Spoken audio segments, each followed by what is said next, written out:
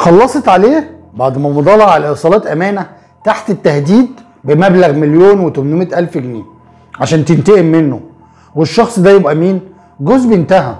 استدرجته لحد بيتها وحطت له المخدر في العصير وربطته بالسلاسل، وما كانش يعرف ان نهايته هتبقى على ايد حماته وحماه، وانه هيلفظ انفاسه الاخيره نتيجه خطه مدبره تمت بالتخطيط والتدبير، وانها هتفضل جثته في الميه 5 ايام متواصله لحد ما تم العثور عليه في الترعه. وكل ده ليه وعشان ايه؟ كل ده واكتر هنعرفه، بس خليك معايا وما تروحش مني في اي مكان. وزي كل مره هنقول على الله حكايتنا.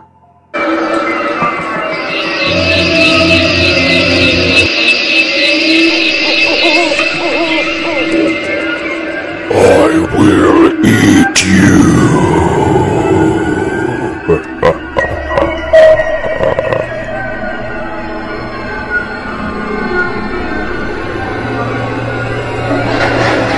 السلام عليكم اعزائي المتابعين والمشاهدين في كل مكان. انا بشكركم على دعمكم لقناتي ومستني تعليقاتكم. وبدايه الحكايه لما تقدمت زوجه ببلاغ لمركز شرطه جهينه بمديريه امن سوهاج ان جوزها متغيب من يومين، واسمه محمد محمود، عنده 30 سنه، موظف بشركه الميه وبيشتغل فني ميكانيكي في دايره مركز شرطه جهينه. وتوصلت فعلا التحريات ان المتغيب شغال فعلا موظف في شركه الميه فني ميكانيكي ومتجوز ممرضه اسمها آية السيد سعد الدين، شغاله في مستشفى سوهاج العام وعندها 26 سنه.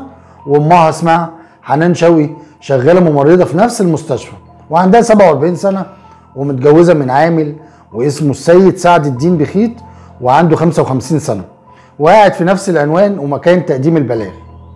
وبدات المباحث تفحص مكان البلاغ المحيط بالواقعه، وبداوا يجمعوا شويه معلومات عن المتغيب وبيتعامل مع مين وعلاقاته ايه وهل ليه خلافات مع حد من الناس ولا لا. ولما بداوا يسمعوا اقوال الجيران ومراته اللي قالت اخطر معلومه كانت مفتاح حل لغز القضيه، وهي ان امها مضت كذا شيك لجوزها وهي ما تعرفش ايه الاسباب اللي خلت امها توقع على كل الشيكات لجوزها. وكمان لما جوزها عمل محضر ضد امها في يوم من الايام بواحد من الشيكات ديت. وفعلا راحت المباحث وقبضت على امها، ولما بداوا يسالوها على اعترافات بنتها بموضوع الشيكات انكرت اي حاجه بالواقع، واكدت انها بتشارك معاهم وبتدور معاهم عنه ومع بنتها من يومين، وان علاقتها بجوز بنتها فيها خلافات عاديه زي اي خلافات بين حما وجوز بنتها. ولما فحصوا تليفونها المحمول لقوا عليه رسائل وصور اللي خلت فريق البحث يتاكدوا ان الام الطرف الاول في خيط القضيه بسبب معاملات ماليه كتيره جمعت بينها وبين جوز بنتها، والتوقيع ليه على 6 شيكات قيمه كل شيك 300,000 جنيه. ولما واجهوها بان جوز بنتها اشتكاها وعمل فيها محضر ضدها في يوم من الايام بواحد من الشيكات ديت، قالت ان ديت معاملات وخلافات عاديه بتحصل بين اي حد. وبمواجهه الام باعترافاتها المختلفه عن بعضها واللي توصل ليها فريق البحث من معلومات، ولما ضيقوا الخناق عليها انهارت المتهمه واعترفت بكل حاجه، وقالت في يوم من الايام نتيجه وجود معاملات خاصه بيني وبين جوز بنتي وقعت له تحت التهديد على 6 شيكات قيمه كل شيك منهم 300,000 جنيه بمجموع 1,800,000 جنيه، واللي مع كل خلاف بينا كان بيهددني بيهم وان هيفضح امري. لحد ما جه يوم وطلب مني انه يشتري نص حق البيت اللي انا قاعده فيه انا وجوزي بالقوه قصاد الشيكات اللي هي ماضيه عليهم. ففكرت في ازاي ان اخد منه قصاد الشيكات ديت شيكات يمضي عليها هو. وقالت انها كلمته وقالت له تعالى عشان نتمم عقد بيع نص البيت، واستدرجته وحطت له منوم في عصير المانجا وربطته بحبال وخلته يوقع لها على 6 شيكات قيمه كل شيك 300,000 جنيه.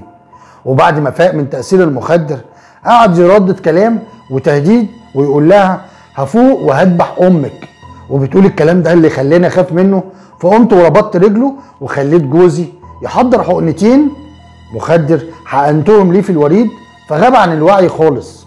وكملت المتهمه اعترافاتها وقالت عشان اتاكد انه مات جبت شومه فيها حديده من فوق ورحت ضربته على راسه عشان يلفظ انفاسه الاخيره.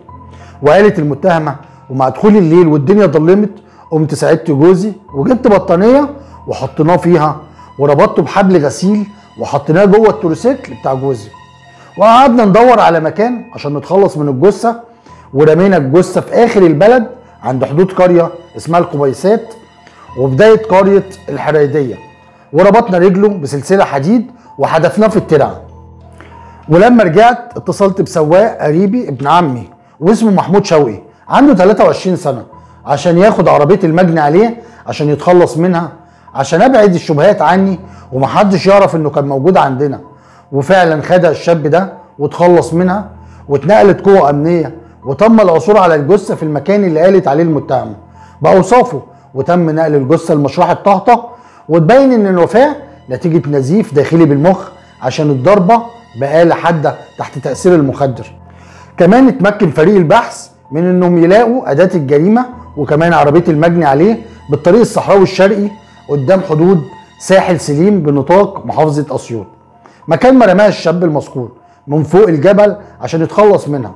وتحرر المحضر اللازم، واختارت النيابه العامه وامرت النيابه بطلب تحريات المباحث على ملابسات وظروف الواقعه وانتداب الطب الشرعي لبيان اسباب الوفاه، وحبس المتهمه وجوزها 4 ايام على ذمه التحقيقات.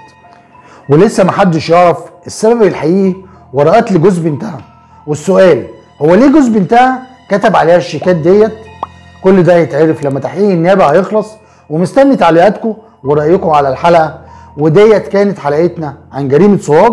يا رب الحلقه اكون قدمتها بكل تفاصيلها، ويا ريت ما تنسونيش في اللايك والاشتراك في القناه لو مش مشترك عندي. وليكم مني جزيل الشكر والاحترام، المحارب البرنس. شكرا لكم، شكرا.